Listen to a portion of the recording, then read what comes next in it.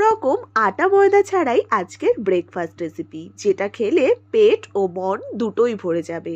তাহলে আর দেরি কিসের, তোমরাও ঝটপট দেখে নাও। প্রথমেই দিয়ে দিলাম একটি বাটিতে হাফ কাপ চিড়ে। এবার চিড়েটাকে জল দিয়ে ভিজিয়ে মাত্র 2 মিনিটের জন্য ধুয়ে নেব। এবার সেই ধোয়া চিড়েটা দিয়ে নিলাম 1 কাপ সুজি, আর তাতে হাফ কাপ টক দই আর সামান্য 1 কাপ মতন জল দিয়ে খুব ভালো করে মিক্সিতে একটি পেস্ট বানিয়ে নেব। এবার তার মধ্যে অ্যাড করছি গ্রেটেড গাজর আর ধনেপাতা কুচি। সবটাকে ভালো করে মিশিয়ে নিয়ে তাতে নিয়ে নেব পরিমাণ মতন সামান্য নুন, সামান্য চিনি আর খুব সামান্য বেকিং সোডা। এবার জল দিয়ে খুব ভালো করে একটি ব্যাটার তৈরি করে নেব।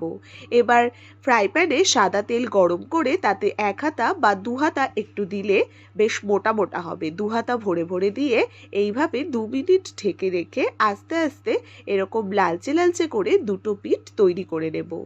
খেতে কিন্তু ভীষণ টেস্টি হয়, কোনো সবজি ছাড়াই এগুলো এমনি এমনি খাওয়া যায়। তাহলে আর দেরি কিসের, তোমরাও ঝটপট বানিয়ে নাও আর বলো কিন্তু কেমন হয়েছে।